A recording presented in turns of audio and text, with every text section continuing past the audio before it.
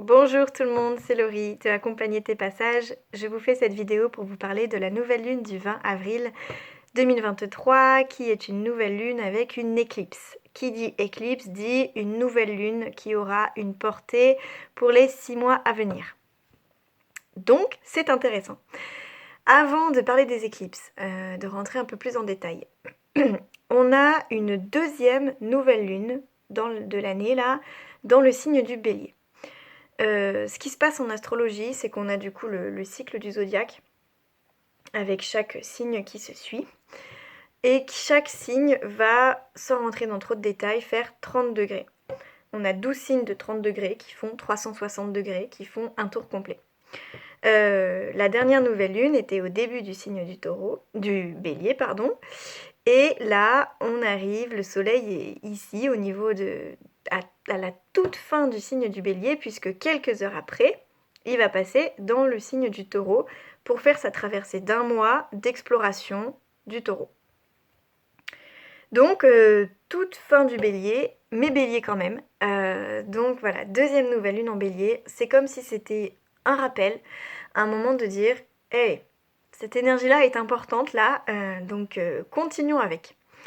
Donc le Bélier, je ne vais pas revenir dessus, j'en ai parlé déjà 2 fois avant. En tout cas, moi, ce qui me parle pour cette nouvelle lune, c'est l'idée de se dire, le Bélier est là pour nous questionner sur qui on est et ce qu'on veut.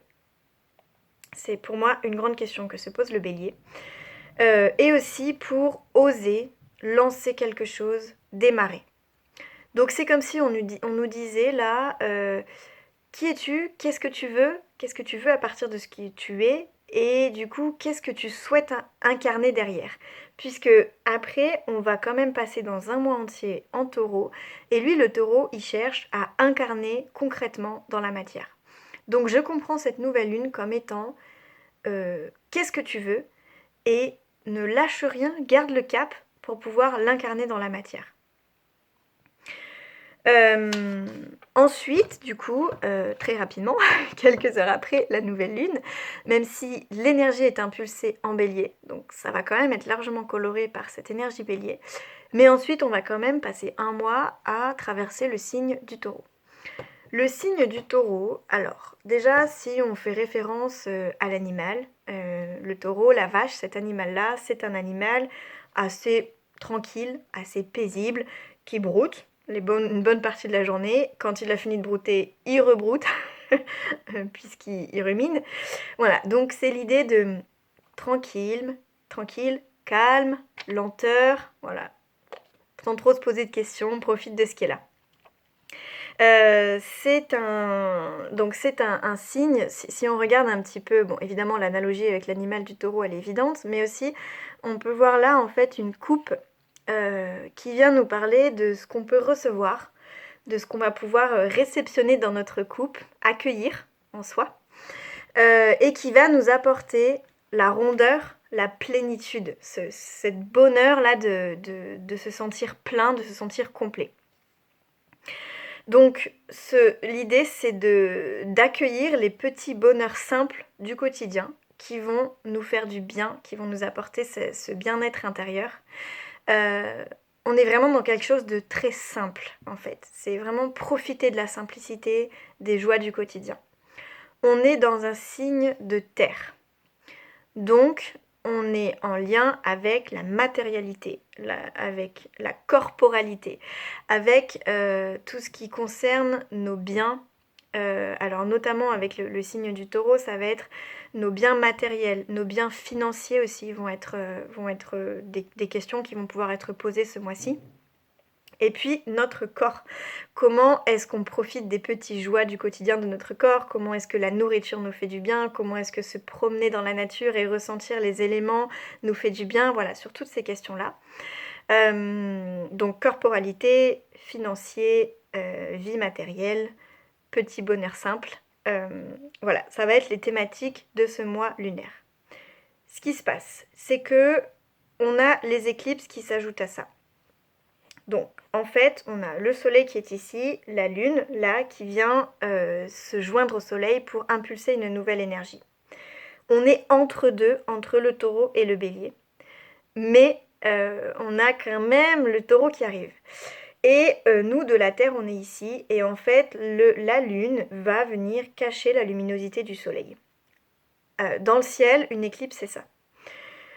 Alors on verra pas la luminosité du Soleil cachée en France, ce sera sur le continent américain.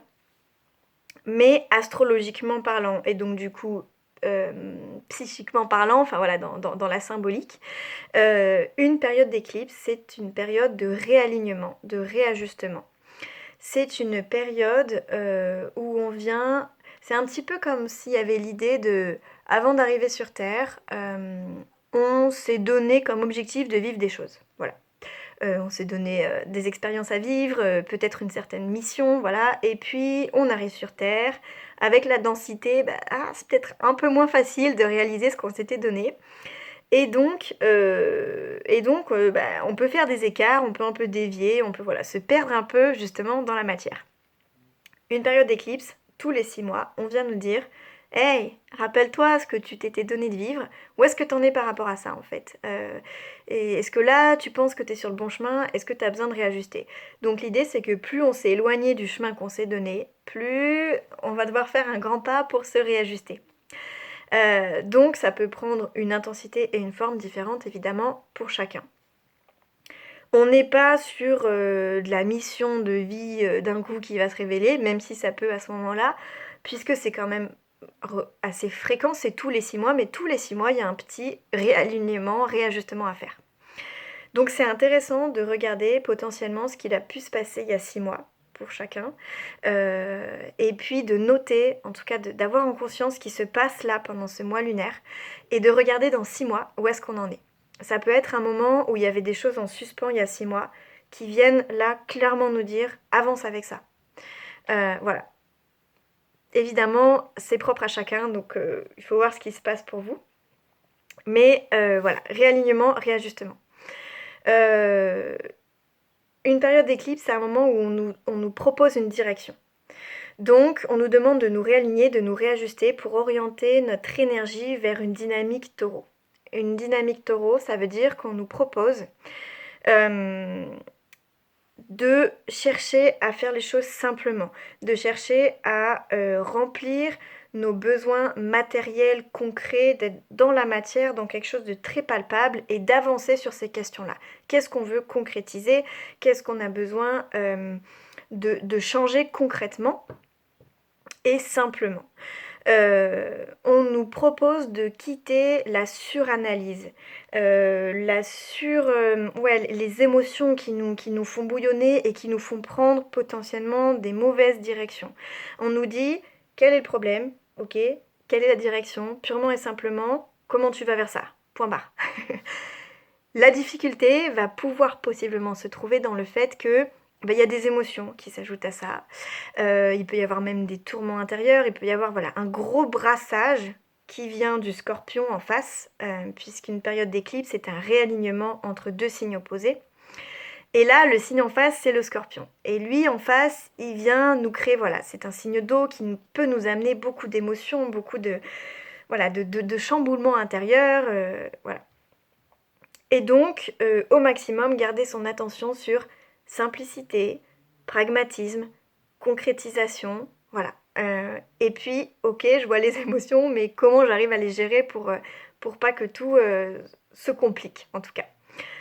Voilà, ça va évidemment toucher chacun de nous, ça va évidemment aussi toucher le collectif, donc ça peut être des réalignements collectifs aussi qu'on va pouvoir vivre.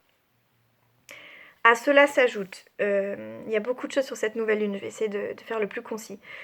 Pluton. Pluton, de toute façon, on en parle jusqu'en juin. Là, il est en aspect de tension, on a un aspect de carré, on appelle ça en astrologie, c'est-à-dire qu'on a la nouvelle lune, soleil-lune ici, Pluton ici, qui vient tirer, ils sont à des degrés très proches, ce qui fait qu'en fait il va venir tirer et donner son énergie, sa couleur à ce ciel du moment.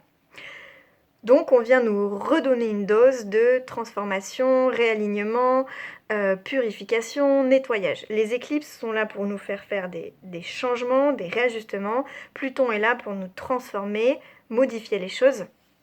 Donc on est à peu près sur les mêmes thématiques. Et avec Pluton, ça vient aussi chercher dans les profondeurs ce qui a besoin d'être épuré, modifié, changé. Donc double message, au cas où ce n'était pas clair. Et pour terminer, je dirais qu'avec Pluton, on est beaucoup dans des questions de pouvoir. Donc là, c'est mon avis personnel, mais on peut le voir au niveau collectif. Mais ça peut aussi se manifester donc, dans la vie de chacun. Avec Pluton, on vient nous re-questionner sur le pouvoir. Est-ce que on prend le pouvoir sur... Est-ce que quelqu'un prend le pouvoir sur moi? Est-ce que je suis contrôlée par quelque chose qui ne me plaît pas, qui me dépasse? Est-ce que moi, je prends le contrôle sur quelque chose alors que je n'ai pas à le faire? Est-ce qu'il y a de l'abus de pouvoir dans une situation de ma vie qu'elle m'impacte moi ou que moi, j'impacte les autres avec? Et l'idée, c'est de réussir à reprendre son pouvoir personnel, justement, et puis orienter son pouvoir pour contrôler... Ouais, il y a une notion de contrôle quand même, mais du coup, gérer sa vie. Comment je peux utiliser mon pouvoir pour gérer ma vie, pour avancer, pour me transformer, pour évoluer, et pas pour contrôler, justement. La différence, elle est fine, hein, mais...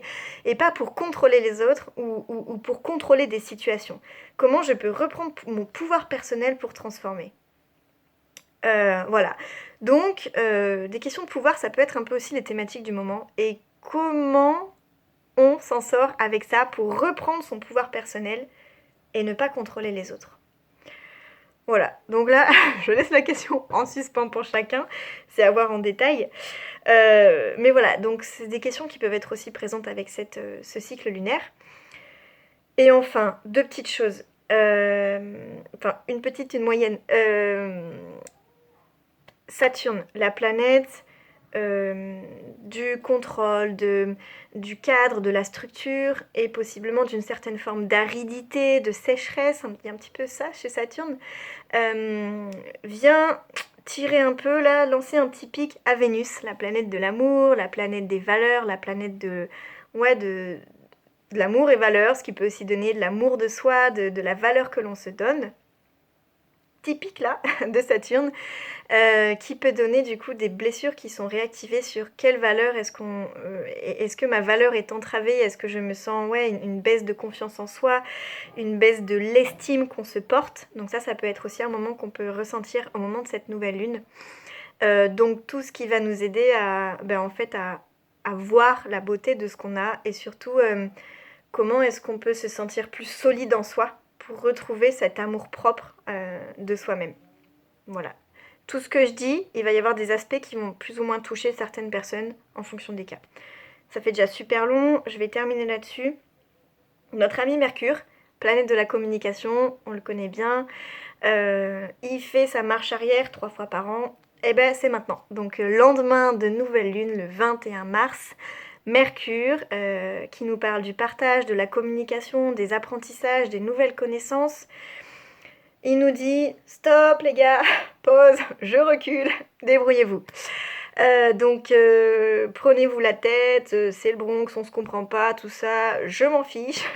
Je me mets en pause et je vais tourner l'attention vers l'intérieur. Pour moi maintenant, je fais juste 3 petites semaines de pause, tranquille, donc m'embêtez pas, pour savoir à l'intérieur de moi qu'est-ce que j'ai besoin de comprendre sur mes perceptions de la vie, sur mes croyances, sur ma manière de communiquer. Je fais un petit point, je vois où j'en suis et je réajuste si besoin pendant cette période.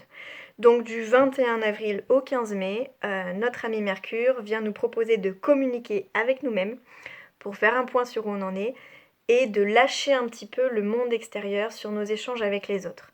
Ce qui peut donner, parce que on vit quand même tous ensemble, des problèmes de communication, des « Ah quoi, j'ai pas compris, je comprends jamais quand tu me parles, j'entends pas », etc. qui peut un peu créer de la tension. Ça peut donner des problèmes de déplacement aussi, des véhicules qui d'un coup fonctionnent plus, enfin voilà. Ça peut donner des courriers qu'on reçoit pas, des mails qui sont pas partis, enfin voilà, tout un tas de trucs qui compliquent les échanges et les communications. Plus on est dans la possibilité de couper un peu avec ça, plus ça se passera bien. En tout cas, si vous attendez des réponses, ça peut être compliqué jusqu'au 15 mai et ça pourra se débloquer après. Voilà, ça fait beaucoup de choses. Il y a un ciel assez très intéressant, assez chargé, donc beaucoup de mouvements, d'événements, de choses qui peuvent se produire. Le principal, à mon sens, est là. Si je résume, une nouvelle lune en bélier, suivie d'un mois lunaire en taureau, ce qui nous dit qu'est-ce que tu veux, qui es-tu, qu'est-ce que tu veux et comment tu vas le concrétiser. À partir de ton intention là, ce qui vibre en toi, comment tu vas concrétiser ça, comment tu vas garder les choses sur la longueur, voilà, voir sur le long terme pour les incarner concrètement. Et surtout, s'il y a une chose à retenir, c'est les éclipses. Donc un moment de réalignement, un moment où on peut fermer des portes pour en ouvrir d'autres. Que ce soit des choses matérielles, concrètes, pragmatiques, ou des croyances, des idées, des perceptions. En tout cas, on clôture quelque chose pour ouvrir quelque chose d'autre. Et puis voilà, donc reprendre son pouvoir personnel et aussi le fait de Mercure qui nous pose des petits problèmes de communication pour ce mois lunaire. Voilà, donc je vais pas m'étendre sur le récap, ça fait déjà beaucoup. En tout cas, qu'est-ce qu'on veut incarner dans la matière et quelle porte on ferme pour ouvrir quelle porte derrière. Voilà, je vous souhaite à tous une bonne nouvelle lune. Je vous retrouve pour la pleine lune évidemment, mais en tout cas, gardez bien en tête ce qui se passe là en ce moment sur ce cycle parce que ça peut être très intéressant de revoir a posteriori. Je vous souhaite un beau passage et je vous dis à très vite. Salut, salut.